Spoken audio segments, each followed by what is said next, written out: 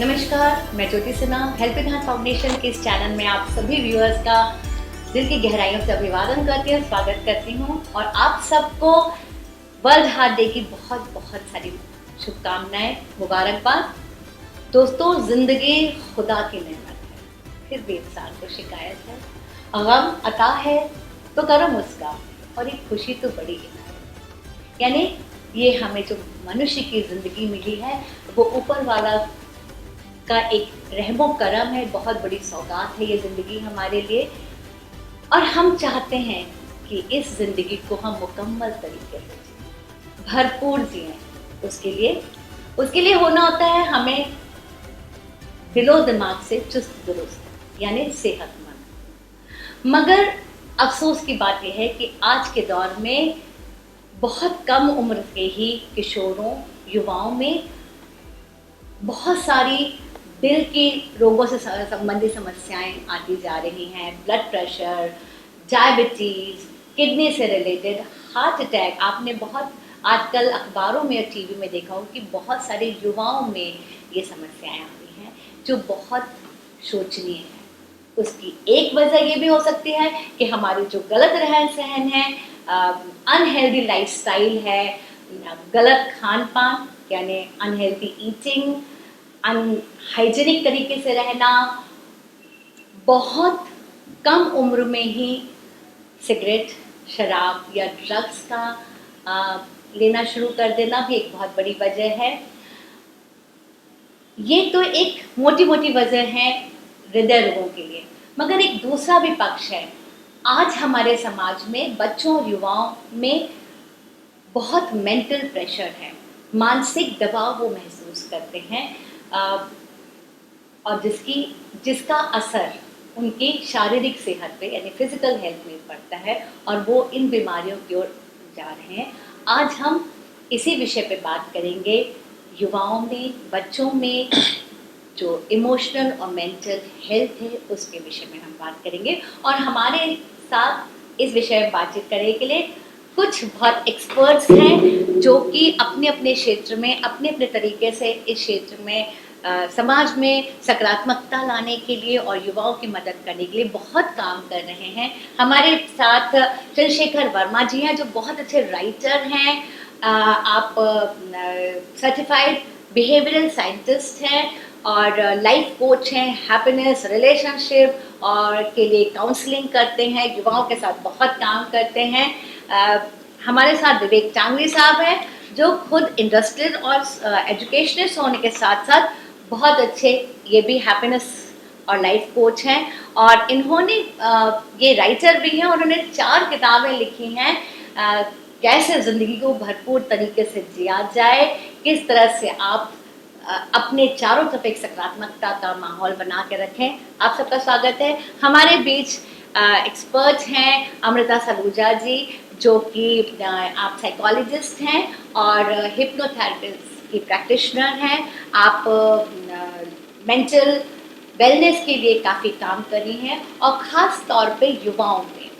तो मुश्किल ये है कि हमारे समाज में आज जब बाजारवाद और भौतिकवाद इतना ज़्यादा बढ़ गया है कि हमारे सुख की और सफलता की परिभाषाएं बदल गई हैं।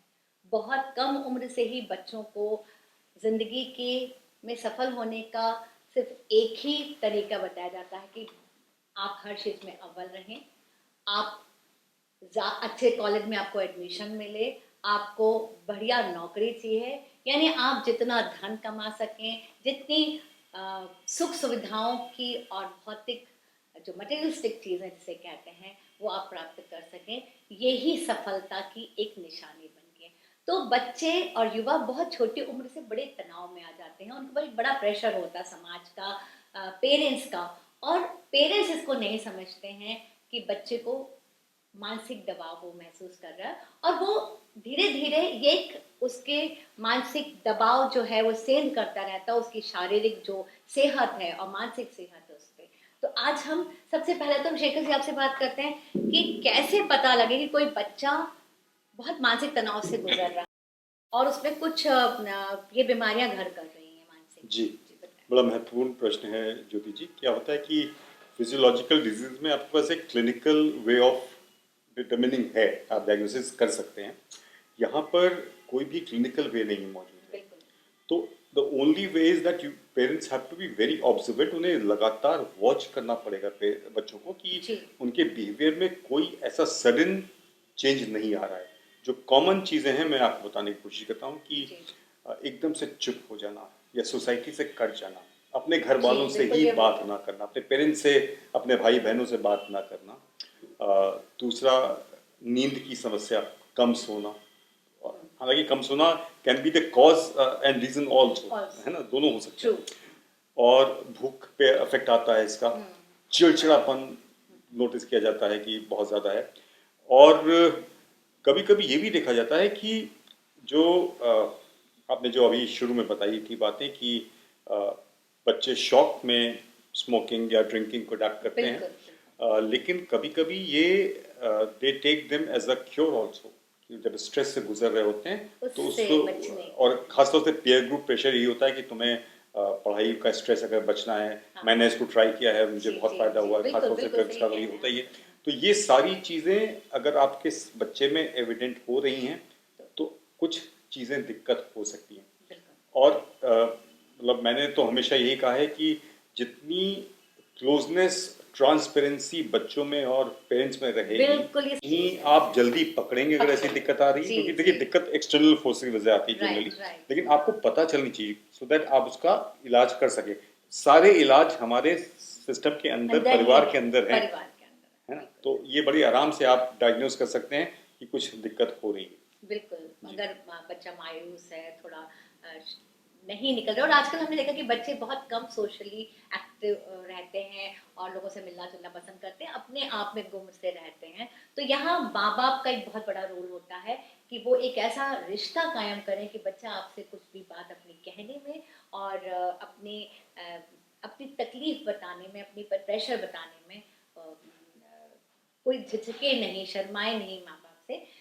तो विवेक जी, आप बताइए कि आपके कॉलेज में तो 17-18 साल की उम्र के बच्चों से लेकर के 25 साल तक के बच्चे होते होंगे जी, बिल्कुल। तो आप चूंकि कॉलेज के हैं और बहुत क्लोजली आप बच्चों को देखते हैं, किस तरह की समस्याएं हैं जो प्रेशर ला रही हैं बच्चों को, जिससे तकलीफ बिल्कुल में बिल्कुल। देखिए, अभी जैसे चंद्रशेखर जी ने कहा कि बच्चों के ऊपर एक एक्सटर्नल प्रेशर है। सबसे बड़ी बात है कि जैसे आपने अपनी शुरुआती बातों में बताया कि हम सब बच्चों के ऊपर अपनी मानसिकता को थोप देते हैं कि तुम्हें डॉक्टर बनना है, तुम्हें इंजीनियर बनना है। हम कभी भी उनकी उनकी खुद की चीज़ों को, कि जो उनके अंदर की, वो एक्चुअली में क्या चाहते हैं, उनके अंदर क्या खूबी है। हर आदमी के अंदर एक यूनिक कोड होता है। भगवान ने हर व्यक्ति को एक यूनिकनेस बख्शी है। और जब माँ बाप के, सोसाइटी के, चाहे पेरेंट्स हों चाहे वो रिश्तेदार हों, जब वो कंपैरिजन करने लगते हैं कि देखो उनका बेटे ने ये किया, तुम भी इंजीनियर बनो, तुम भी IITN बनो, तो बच्चे कहीं ना कहीं उनके साथ कुछ समस्याएं होती हैं। सबसे पहली समस्या जो मुझे आमतौर में देखने को मिली है वो है लैक ऑफ फोकस। वो अपना फोकस भूल जाते हैं कि उनको एक्चुअली में क्या करना है, जिसकी वजह से उनकी डिसओरिएंटेड लाइफ स्टाइल हो जाती है। अब आप उनको कॉमर्स स्ट्रीम में पढ़ा रहे हैं और उसका मन आर्ट्स में है, तो वो बच्चा ना कॉमर्स में फोकस कर पा रहा है, ना अपनी चीज जो वो करना चाहता था। मेरे कई ऐसे एग्जाम्पल्स हैं, बहुत मेरे बच्चे ऐसे थे जो बहुत अच्छी पेंसिल आर्ट बनाते थे। मतलब आप बैठी हो और वो तुरंत स्केच कर लेंगे, बट वो कर क्या रहे हैं, वो बीकॉम कर रहे हैं। तो उनकी वो कला दब, तो एक वो जो कला दब रही है, जो वो कर नहीं पा रहे हैं, उससे अंदर एक प्रेशर डेवलप हो रहा है। तो ये सब एक ऐसी चीज है कि जिससे मतलब आप एक तरीके से अपने अंदर बिखर जाते हैं। और तीसरी जो चीज मैं बताना चाहता हूं कि ओवर एक्सपेक्टेशन। हर बच्चा, अगर जैसे मैं बताता हूं, मैं MBA करने बच्चे आते हैं तो वो कंपेयर करते हैं IIM के MBA वाले पास आउट बच्चों को जो पैकेजेस मिल रहे हैं उनसे। बिल्कुल आपको मिल सकता है, लेकिन आपको उसी लेवल का एफर्ट भी करना है। तो ये सब कॉमन ऐसी चीजें हैं जो आजकल के यूथ में देखने को मिल रही है, और इसमें कोई एक फैक्टर हम नहीं जिम्मेदार कह सकते हैं, इसमें बहुत सारे फैक्टर्स हैं। और जब तक ये balancing from outer world and from inner world, मतलब उनके अपने अंदर की जो शक्ति है उससे उसको बैलेंस नहीं करेंगे, और जब तक परिवार में उस तरह का माहौल नहीं क्रिएट करेंगे तब तक इन सब चीज़ों में बदलाव नहीं आ पाएगा। तो विवेक जी, आप बिल्कुल सही कह रहे हैं। आज के दौर में माँ बाप जो हैं वो इतने ज़्यादा एक्साइटेड रहते हैं और वो इतने उनमें एम्बिशन है अपने बच्चों को लेकर के, वो सोचते हैं कि चूँकि खुद पढ़े लिखे हैं, बहुत समझदार हैं, तो वो एक उनमें एक हो गया कि I am the best, my child will be the best.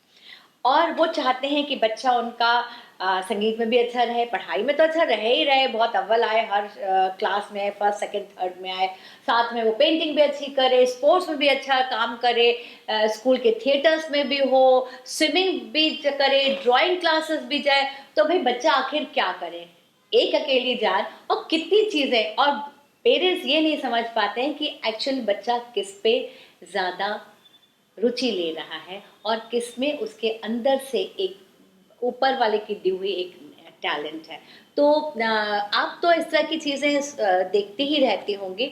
आप बताइए कि कैसे सिम्टम्स होते हैं और किस तरह के, कितने हैं इस तरह के जो मनोरोग के क्या क्या प्रकार हैं, ये बताइए, मुझे ज़रा क्यूरियोसिटी है आपसे पूछने की। मनोरोग की अगर जब हम बात करते हैं तो कहीं ना कहीं हमें ये देखना पड़ेगा कि एक इंटेंसिटी होती है।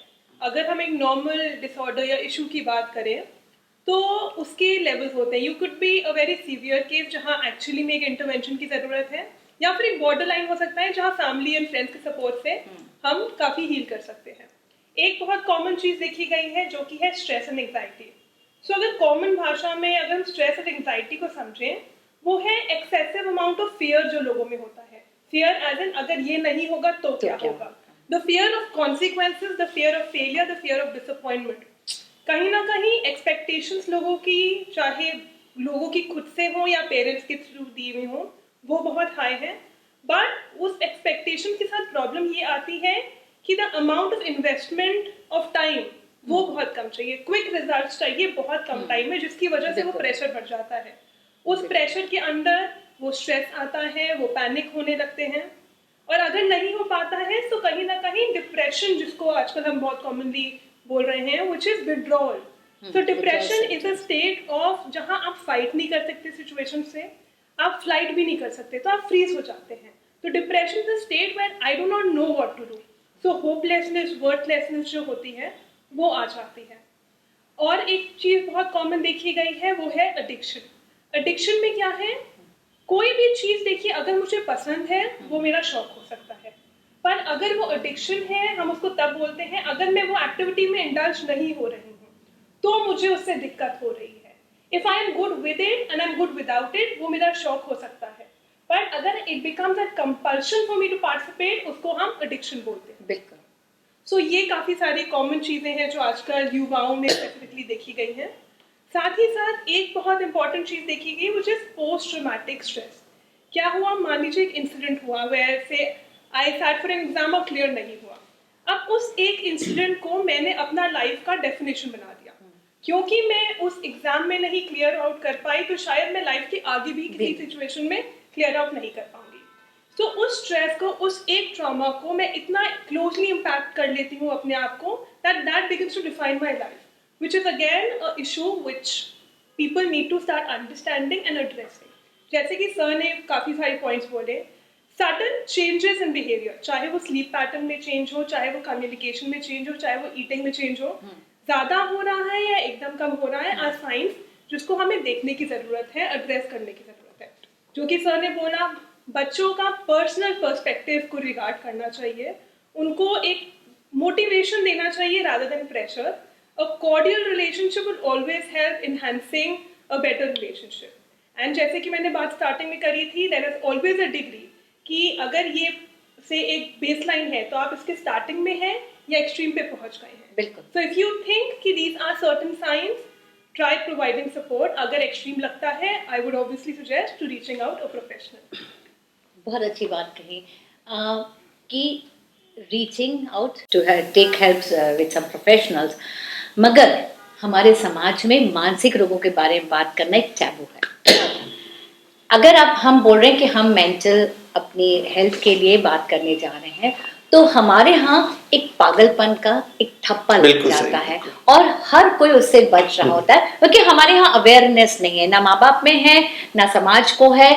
और हम सब भी, कोई किसी को मेंटल अगर समस्या है तो हम लोग शायद उसको उतनी सीरियसली लेते नहीं है। और बहुत सारे युवाओं में, बुजुर्गों में, सभी में ये फ्रस्ट्रेशन धीरे धीरे धीरे धीरे दिमाग की तरह उनके पूरे शारीरिक जो स्वास्थ्य है उसको लेकर के उसको उसको खत्म कर रहा होता है। हम नहीं समझ पाते। हालांकि बच्चों को खुश रखने के लिए आज के दौर पे पेरेंट्स ने तो सब कुछ दिया है, उनके पास सारी। हम जब छोटे थे तो हम लोग के पास जो थोड़ी बहुत खिलौने होते थे उसी में हम लोग बहुत खुश रहते थे और हर जगह जाना चाहते थे। खुशी खुशी जो कपड़े मिल जाते थे उसी को बहुत हम सेलिब्रेट करते थे लाइफ को। जबकि एकदम उल्टा हो गया है कि आज के दौर में बच्चों के पास सब कुछ है पर फिर भी खुश नहीं है बच्चे। फिर भी युवाओं में इतनी ज्यादा ये फ्रस्ट्रेशन की, डिप्रेशन की प्रॉब्लम है। कुछ भी वो हर चीज में गिव अप करने लग जा रहे हैं। तो शेखर जी, ऐसा क्या लगता है कि ये 30-35-40 साल में क्या बदला है, समाज क्या बदला है और क्यों ऐसा हुआ है? खास तौर पे अगर हम बात करें तो ये नई शताब्दी आने के बाद, जबकि हर घर परिवार में सुख सुविधाओं की सारी चीजें हैं, बच्चों को दी हुई कंप्यूटर्स हैं, फोन्स हैं, उनके पास एयर कंडीशंस कमरे हैं, सबके अपने अपने हैं, सब कुछ लैपटॉप्स हैं, उसके बाद भी बच्चा कुछ नहीं है, उसके बाद भी युवा कुछ ना कुछ चाह रहा है। क्या चाह रहा है, क्या छटपटाहट है? तो ऐसी क्या वजह हो सकती है कि ऐसा? ज्योति जी, आपके प्रश्न का उत्तर आपकी प्रश्न में ही है एक्चुअली। एक बात मैं हमेशा कहता हूँ कि विकल्प संकल्प को क्षीण कर देते हैं। बिल्कुल ठीक है। तो क्या होता है कि जब आप ज्यादा ऑप्शंस देने लगते हैं तो कंफ्यूजन बढ़ता है। और दूसरा ये कि जो प्रचुर मात्रा में हर चीज उपलब्ध हो जाती है तो उसका महत्व खत्म हो जाता है, जो इजीली मिल जाता है। जी, तो वो जो जिस चीज के लिए वो जिद करते थे, मेहनत करते थे, वो चीज को इजीली मिल जा रही है। हाँ। आज की तारीख में पेरेंट्स, ज्यादातर घरों में आपको स्पेशली मेट्रोज में दोनों पेरेंट्स वर्किंग मिलेंगे, तो उनको एक हल्का सा गिल्ट होता है कि मैं अपने बच्चे को पूरा समय नहीं दे पा रहा हूँ। अब उस गिल्ट को क्या करते हैं, वो मैनेज करने के लिए बच्चे की डिमांड्स पूरी करना शुरू कर देते हैं। ठीक है। और अक्सर ये भी देखा गया है कि ओबेसिटी भी एक आप, क्योंकि अपना प्यार आप उड़ेलना चाहते हैं बच्चे के मुंह में, और फिर वो सबसे आसान तरीका है कि उसको फास्ट फूड खिलाइए, आइसक्रीम खिलाइए। हमारे घर में हफ्ते में एक दिन कोल्ड ड्रिंक आती थी तो उसका इवेंट होता था, सेलिब्रेशन होता था कि आइसक्रीम हो रही है। अभी तो भरी हुई है फ्रिज में, आप रात में जब चाहे पी लीजिए। तो एक तो आपने प्रॉब्लम ऑफ प्लेंटी हो गई, प्रचुर मात्रा में हर चीज उपलब्ध, तो उसकी इंपॉर्टेंस बच्चे के नजर में खत्म हो गई। वो अब वो अगली चीज मांगता है, व्हाट नेक्स्ट। आपने तो अपने हिसाब से सब दे दिया, अब उसको कहता है ये सब तो सबके पास है। हाँ। अब व्हाट नेक्स्ट, क्या स्पेशल है मेरे पास। ठीक है, तो वो एक दिक्कत आती है। दूसरी आप जो महत्वपूर्ण समस्या है इसमें वो ये है कि आपने पूछा कि बच्चे खुश क्यों नहीं है। बच्चे खुश इसलिए नहीं है कि बच्चों को ये मालूम नहीं कि उनको क्या करना है और किस बात से वो खुश होंगे, यानी उनको उनकी खुशी का खुशी क्या से आएगी। हमें मतलब अगर हम अपना बचपन देखें तो हमें फिल्म देखने में बड़ी मजा आ जाती थी कि चलो आज फिल्म देखने चले जाएंगे। घर में मेहमान आते तो बड़ी खुशी होती थी, बहुत खुशी। अब आप अगर आप इनको कंपेयर करिए, वो सारी चीजें जिससे हम खुश होते थे वो तो उनके पास है, या तो है या इससे वो नाखुश हो जाते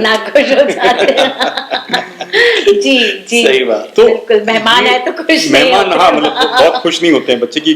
आप उनसे, हमसे कहा जाता है ना कि शादी में चल रहा है तो हम एक हफ्ते पहले से सपने देखने लगते थे कि वहां पे ये होगा, वहां ये कजिन मिलेंगे। अभी उनसे पूछे कि नहीं जाना। हाँ, हर चीज में मना करते हैं बच्चे जी, वो किसी से मिलना नहीं चाहते, ना अपने कजिन से। इसके लिए बहुत कुछ कट रहे हैं, वो सोशली कट रहे हैं। तो ये दिक्कत है। और एक जो आखिरी बात मैं ये कह दूंगा कि आपको ये नहीं मालूम है कि मैंने कहा कि एक तो आपको ये नहीं मालूम कि आपको क्या चाहिए, खुशी आपको किससे मिलेगी। दूसरा, आप बहुत जल्दी यू गेटिंग कैरिड अवे। उसका भी रीजन बताता हूं। स्कूल की पढ़ाई बहुत आसान हो गई है। आप बात समझिए क्या है कि आप जब 97, 98, 99% बच्चों को दे देंगे तो उनको जो स्ट्रगल करना होता था परसेंटेज के लिए, यूपी बोर्ड वालों को आप देखिए ना, बिल्कुल कि सही। 60% लाने के लिए तो उसके ऊपर प्रेशर नहीं है, टू बी ऑनेस्ट प्रेशर नहीं है। 98-99% लाना बहुत आसान है, मतलब बच्चा एकदम बिना पढ़े दे के आएगा तब भी 90% ले ही आएगा। अच्छा तो अब क्या हो रहा है कि आपने उसको टफ लाइफ नहीं दी एकदम, उसकी हर चीज उसके पास सुविधा उपलब्ध है, जी। पैम्पर्ड है, जो चीज मांगता है मिल जाती है, कंफर्ट लेवल है, एयर कंडीशन क्लासरूम्स है, एयर कंडीशन घर है, एयर कंडीशन बसेस गाड़ी हैं। है, और एकदम से क्लास 12 के बाद आप उसको फेंक देते हैं समंदर में, जी, जाओ जाके स्ट्रगल करो। यथार्थ से जो है, वहां पे reality कंपटीशन वहाँ पे। है, वहां पे और- सख्ती है, वहां घर वाले नहीं हैं, हम्म, ठीक है, और बहुत सारे लोगों के साथ कंपटीशन, बहुत सारे लोग, कंपटीशन है, दूसरी दुनिया है वो दूसरे एंड ही कॉलेज इज पहुंचते actually speaking not prepared for that. Yes. ठीक है, वहां पे क्या स्ट्रगल शुरू होता है कि वहां पर बच्चे आते हैं कि तुम्हारे पेरेंट्स की कमी, तुम्हारे घर की कमी, तुम्हारे कंफर्ट की कमी का एक ही तरीका है कि get into some kind of intoxication, Yes. Drugs ले लो। जी, तो ये दो समस्याएं मुझे लगता है बड़ी महत्वपूर्ण है। बिल्कुल सही कह रहे हैं आप कि और यहीं पे जब जब ये किशोर से बच्चे युवा होते हुए जब स्कूल से कॉलेज जाते हैं और वहाँ पे हर तरह के लोग मिलते हैं। कुछ बच्चे ऐसे होते हैं जो बहुत कंफर्ट लेवल से आए होते हैं, जिनको सारी फैसिलिटीज़ मिली थी, और कुछ मिडिल क्लास फैमिलीज या उससे भी आते हैं। तो वहाँ पे भी एक बड़ा भारी टकराव होता है Gap बच्चों में, और वो टकराव बहुत मुश्किल होता है।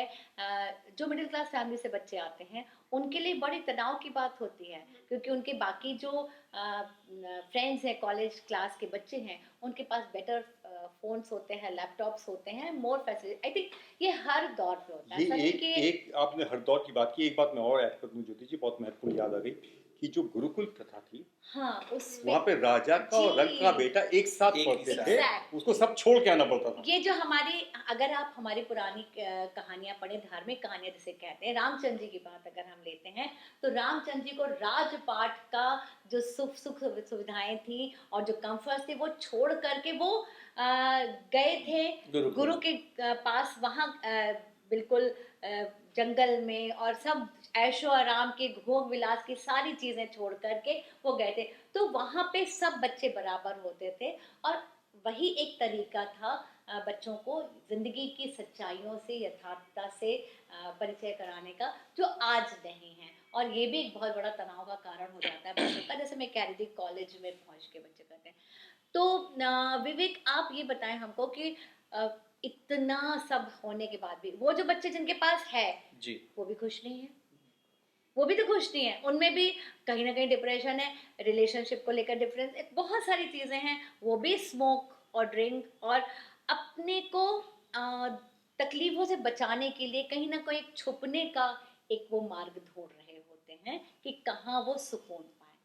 तो हैप्पीनेस गैजेट कहाँ है, वो कहाँ है? देखिए बहुत उलझी हुई जिंदगी है यहाँ पर, बिल्कुल। अगर हम कहेंगे हाँ, एबंडेंस, abundance, yes. हर चीज की अधिकता। हम्म, अगर हम इस चीज को कहना चाहें कि एक बहुत छोटे से एग्जाम्पल से हम बात करेंगे कि एक समय में 90 के दशक में संडे को टीवी प्रोग्राम्स आते थे और शाम को केवल एक मूवी आती थी, हम्म, और उस मूवी के लिए पूरी फैमिली ही नहीं बल्कि पड़ोस पूरे के। मोहल्ले के लोग तैयार होके आते थे।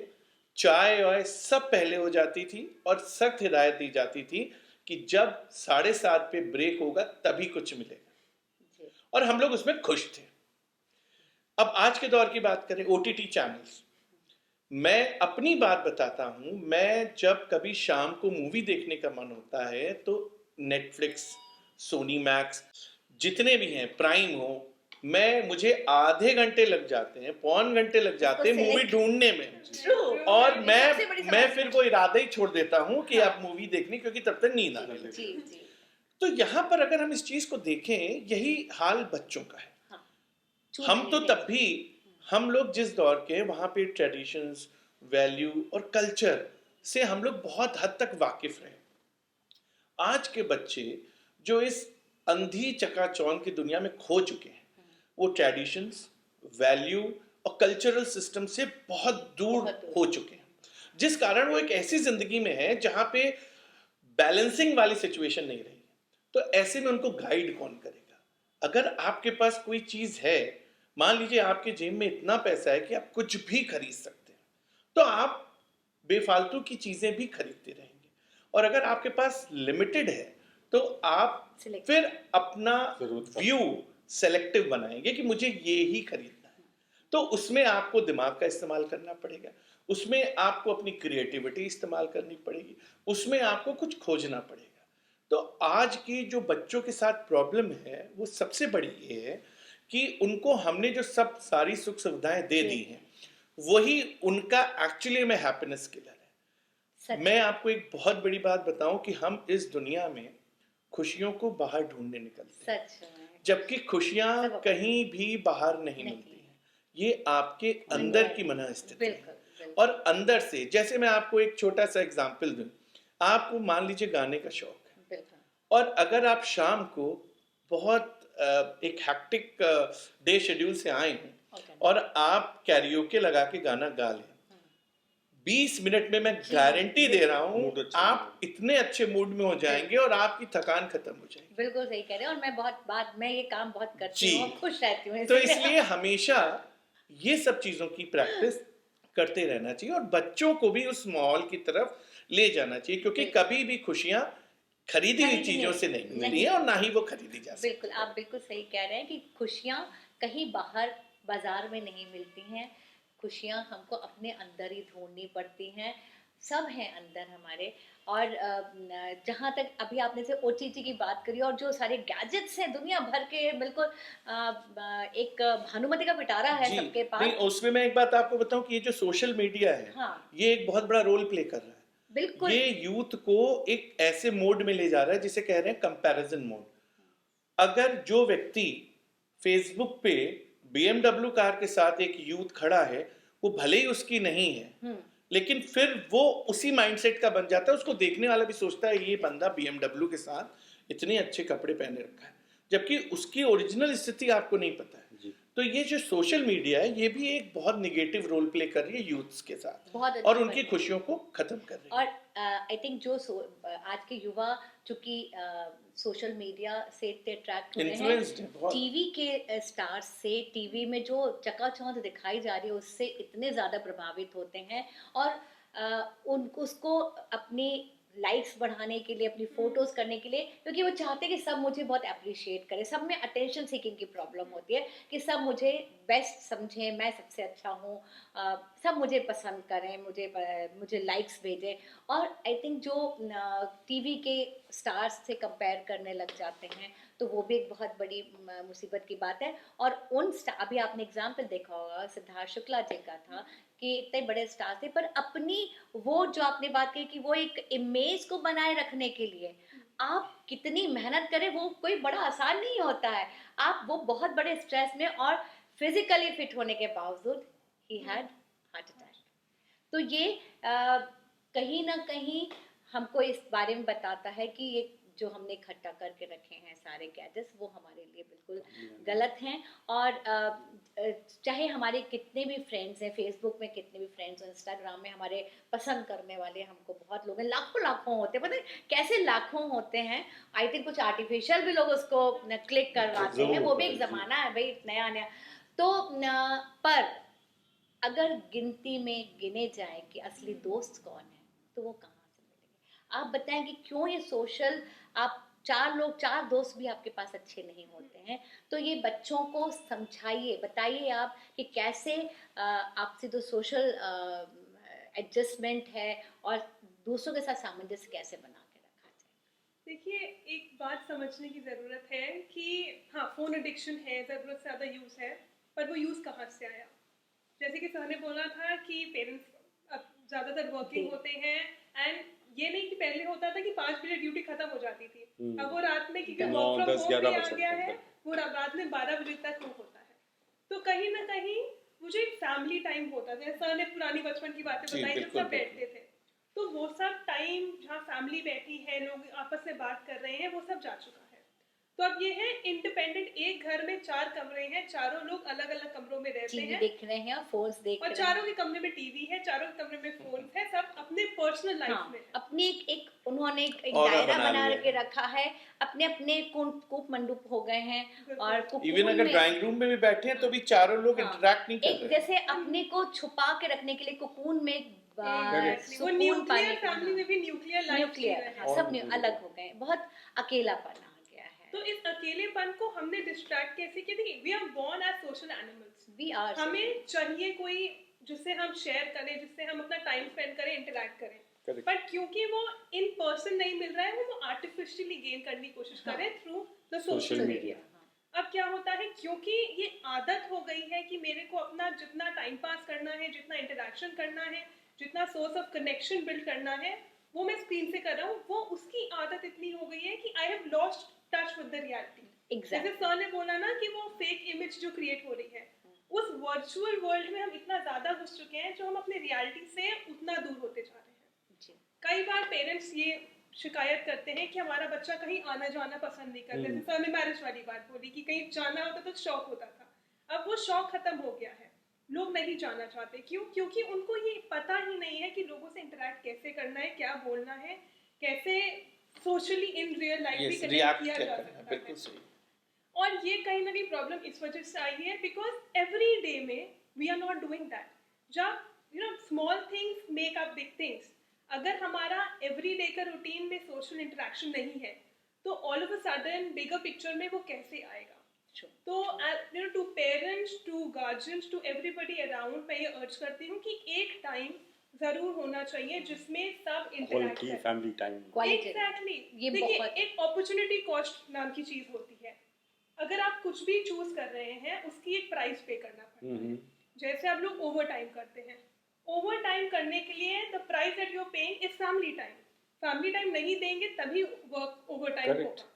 तो अब आप जो कॉस्ट पे कर रहे हैं उसका कहीं ना कहीं इम्पैक्ट बाकी बच्चों पे भी आएगा। बिल्कुल। एंड एज अडल्ट्स समवेयर और द अदर मैंने ये महसूस किया है, हम ये एक्सपेक्ट करते हैं कि बेटा अभी मैं बिजी हूँ तो तुम फोन पे लगे रहो, और अभी क्योंकि बिल्कुल मेरे यही हुआ फ्रेंड्स है, आ रहे you're हैं तो right. आपको इंटरेक्ट करना पहले पड़ेगा। टीवी था, फिर फोन आ गया. हम बच्चों से उम्मीद करते हैं कि आप रोल रिवर्सल का शिफ्ट बड़े आराम शिफ्ट से खुद करें, बिल्कुल, उसको बिल्कुल। नहीं करते। और हम खुद नहीं कर बिल्कुल। पाए। बिल्कुल सही कहा आपने। वो बिल्ड करना पड़ेगा। कहीं ना कहीं वो छोटी सी जो नींव रखेंगे every day half an hour 1 hour की, वो कहीं ना कहीं बिगर चीज। बहुत अच्छी वेरी बात वैलिड कही। पॉइंट. बिल्कुल, बहुत अच्छी बात कही कि हमको अच्छा, और जो बात आपने कही कि पेरेंट्स ही देखा दे, आजकल जो कि न्यूक्लियर फैमिलीज हैं और जो यंग पेरेंट्स हैं, भाई वो बहुत छोटे से आपको संस्कार डालने होते हैं, बहुत छोटे से आपको कोई भी हैबिट्स डालने होते हैं।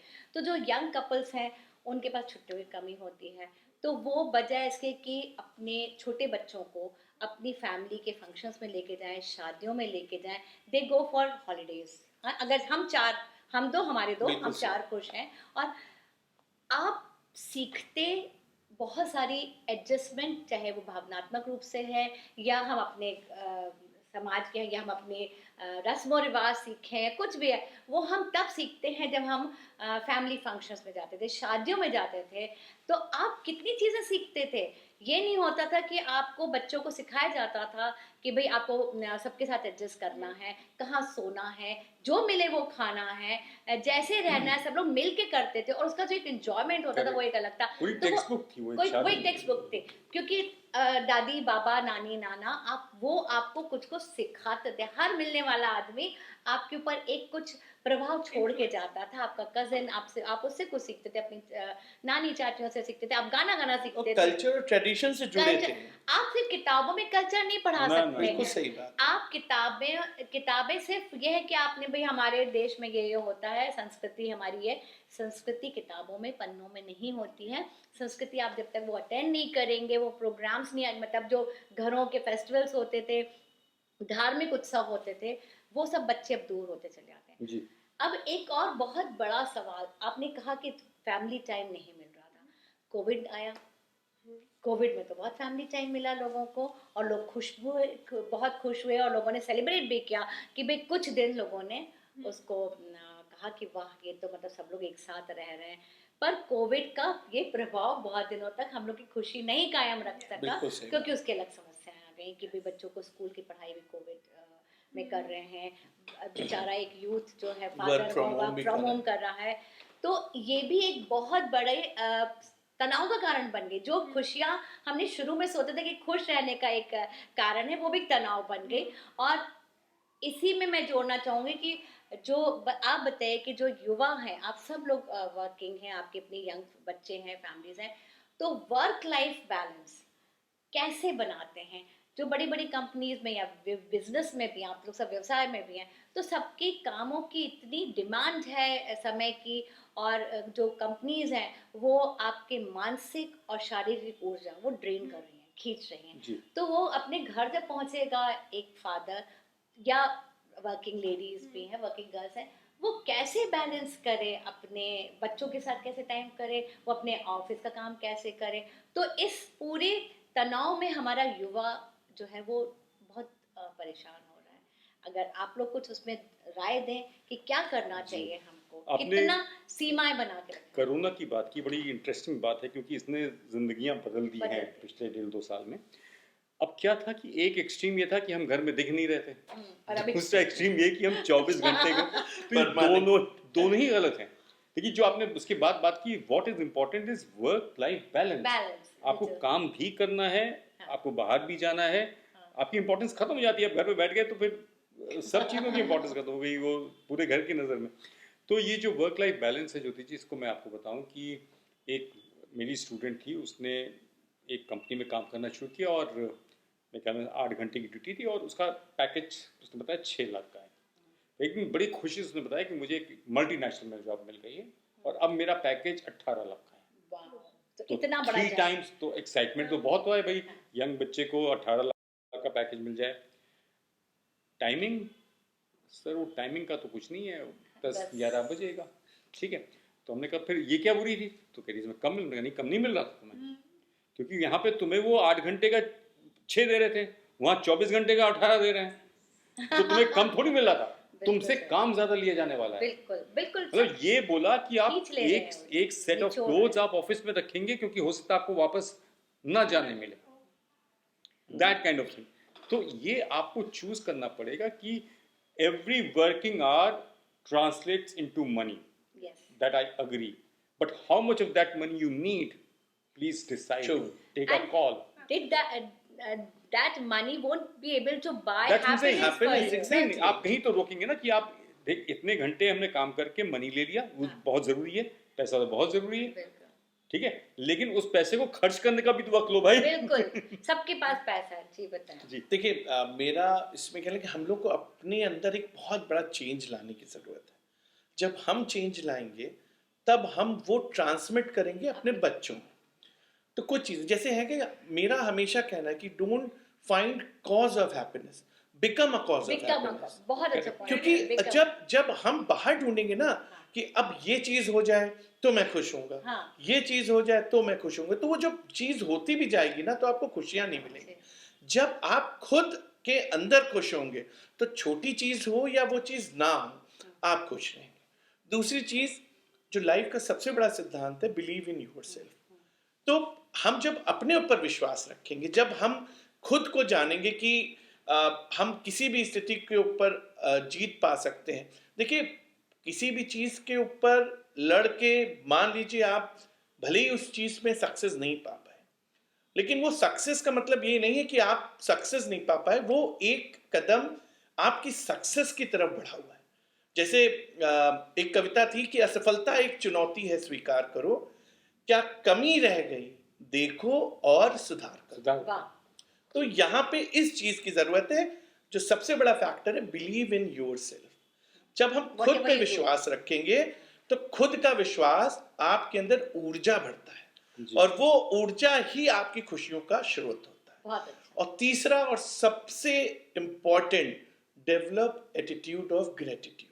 बहुत Yes. जीवन में जो में जब तक हम आभार व्यक्त करना नहीं प्रारंभ करेंगे तब तक हम जीना प्रारंभ नहीं करते। बहुत अच्छी बात। छोटी छोटी चीजों पे, छोटे छोटे शुक्राना। लोगों से, छोटी छोटी वस्तुओं के लिए आभार व्यक्त करना चालू करिए, आप 24 घंटे खुश रहेंगे, स्वप्न में भी सिर्फ खुशी रहेंगे। बहुत अच्छी बात, ये बात। बहुत Very nice. Adding on to everything, देखिए सक्सेस क्या है?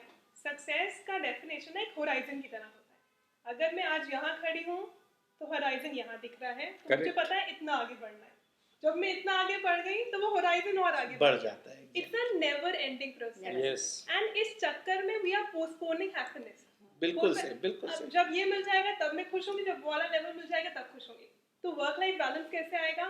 Accepting end of course gratitude, acknowledging जो है उतना काफी है। प्रॉब्लम ये होती है कि हम खुशी को मॉनेटरी टर्म्स में ही देखने लग गए हैं। अगर मेरा इतने का पैकेज होगा तो मेरे लिए अच्छा है, अगर मेरा उतने का पैकेज होगा तो मेरे लिए अच्छा है। ये समझने की जरूरत है मुझे खुश क्या क्या करता है। बस। केवल मटीरियलिस्टिक चीजें ही नहीं खुश कर सकती। बिल्कुल। Spending time with your family, doing things that you really enjoy, वो जो छोटे छोटे मोमेंट्स होते हैं ना, बेयर नेसेसिटीज ऑफ लाइफ, जब उनको एक्नॉलेज करने लगेंगे, उनकी वैल्यू समझने लगेंगे, खुशी अपने आप आने लगेगी, वो बिल्कुल सही। बैलेंस अपने आप बहुत आने अच्छी लगेगा। बात कही आप लोगों ने, तीनों ने बहुत अच्छे अच्छे पॉइंट थे।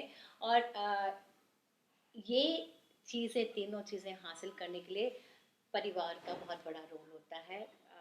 परिवार का, आसपास के समाज का, टीचर्स का भी बहुत बड़ा हाथ होता है कि पहले तो हम ये बोलें कि बिलीव इन योरसेल्फ और अपने को ही खुशी का एक स्रोत बनाएं। बिल्कुल सही। हमारे अंदर खुशी हो। अगर हमको नाचना अच्छा लगता है, हमको कुछ बनाना अच्छा लगता है, आप उसमें खुश रहिए और उसके लिए पेरेंट्स और टीचर्स और आसपास के लोग उसको, उस बच्चे को करने दें, उस जी, युवा को वो करने दें कि अगर उनको पसंद है गाना गाना, भले गाना गाना नहीं आता पर हम खुश रहें और हम ऐसा खुशी का वो स्रोत बने कि वो उसकी जो रोशनी है वो चारों तरफ फैले।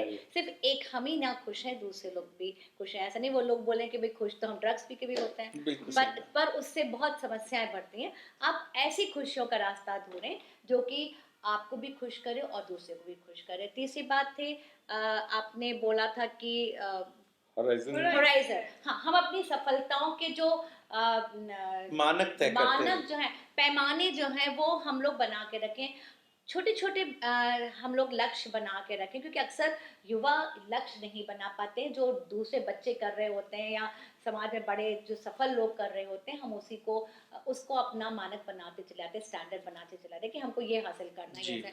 पर आपको और माँ बाप को, घर वालों को, ये बच्चों को उनका लक्ष्य तय करने में बहुत जरूरी है कि नहीं, वो इसमें ज्योति जी एक बहुत छोटी सी बात मैं ऐड करना चाहूंगा कि हम लोगों को छोटी छोटी चीजों की खुशियां मनानी चाहिए। खुशियां मनाएं। होता क्या है कि जब जैसे अमृता जी ने कहा कि हम एक हॉरिजन सेट कर देते हैं कि अब हम जब यहाँ पहुंचेंगे तब खुश रहेंगे। तब हम पार्टी करेंगे। हाँ। जबकि मेरा मानना है कि हर हम रोज। एक कदम भी बढ़ लिया अगर हर तो milestone पे आप हमें celebrate जी, करें। तो इसलिए हम उस दिन में अगर कुछ भी अच्छा कर पाए तो उस सफलता का भी अगर हम बिल्कुल। एक उत्सव मनाएं तो बिल्कुल। हम एक बिल्कुल ना खत्म होने वाली खुशियों की तरफ बढ़ जाएंगे। बिल्कुल। और वही कि इसमें बहुत ज़रूरी कि घर का माहौल ऐसा होए बच्चों के लिए।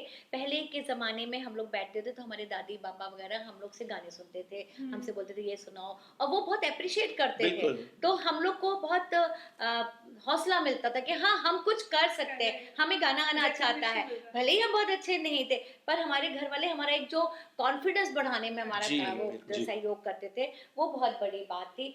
और एक जो बहुत अच्छी बात आपने कही कि शुक्राना करना चाहिए, हमको ग्रैटिट्यूड करना आना चाहिए कि जो हमको ईश्वर ने दिया है, ऊपर वाले ने, जिंदगी ने जो हमको दिया है, हमको उसके लिए बहुत शुक्राना करना चाहिए। अपने माँ बाप का, अपने समाज का, अपने टीचर्स का, जो भी हम हासिल प्रकृति करते का, हैं, ईश्वर प्रकृति का, का। जी। और हम सब ये जब छोटी छोटी चीज़ें अपने बच्चों में एक ये संस्कार डालेंगे, ये हैबिट्स डालेंगे, तो शायद एक बिल्कुल। खुशहाल समाज बन सकेगा। हम लोग के पास बहुत सारी समस्याएं हैं, बहुत सारी बातें हैं। हम और आप मिलकर बैठकर इसकी जो गिरहें हैं, इस उलझी हुई ज़िंदगी की अगर जब सुलझाएंगे, तो मेरा पूरा पूरा यकीन है कि एक दिन ये समाज खुशहाल समाज होगा और हमारे युवा खिलते हुए फूलों की तरह मुस्कुराएंगे, खिलखिलाएंगे और अपने मोहब्बत की खुशबुएं बिखेरेंगे। बहुत बहुत धन्यवाद।